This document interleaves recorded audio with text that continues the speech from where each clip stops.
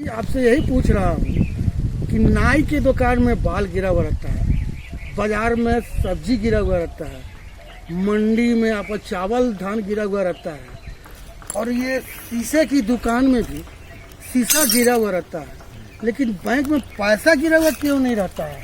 जरूर तो बउआ, ये बात ये है कि मंडी में तो लोग चावल दाल दिखता है, शीशा दुकान में शीशा दिखता है, नाई के दुकान में बाल दिखता है, मगर बैंक में पैसा का लेन देन होता है, उसमें सावधानी बरतना जाता है, बहुत सावधानी करना पड़ता है। सोच समझ कर बैंक में जो काउंटर रहता है उससे निकलने के बाद उसको गिनता है लोग, गिनने के बाद सही होने के बाद सही जगह पर रखता है, इसलिए वहाँ पर पैसा गिरने की कोई गुंजाइश ही नहीं है। लेकिन यहाँ पर शीशा बिकता है तो शीशा टुकड़ा मिल जाता है, क्योंकि सब्जी गिर जाता है। हाँ, तो उसमें है कि भैया लेन देन होता है ना, वो तो गिरना ही है, छूटना ही है।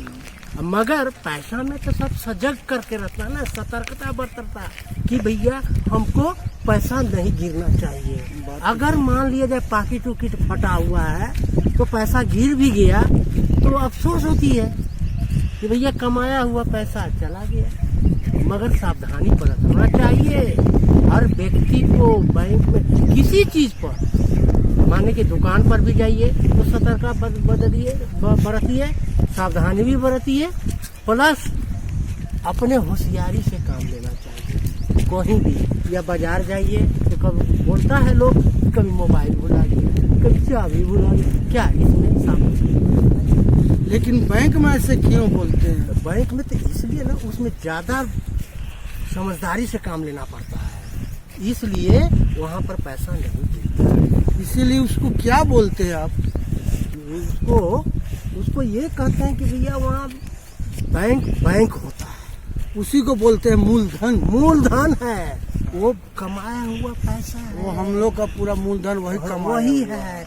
अगर अभी वहाँ पर वो गिरा हुआ नहीं दिखता है। सच्चाई तो यही बात। हाँ, बहुत अच्छा आप समझा। शीशा के दुकान में शीशा गिरा रहता है, मंडी में चावल दाल गिरा हुआ दिखता है, नाई के दुकान में बाल गिरा हुआ दिखता है।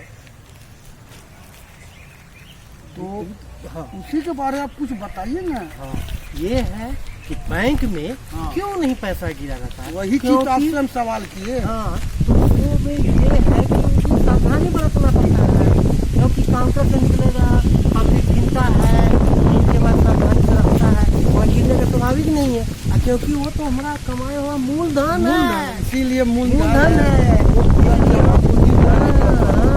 इसीलिए हम वो सावधानी से करते हैं। चलिए ठीक है सर जी।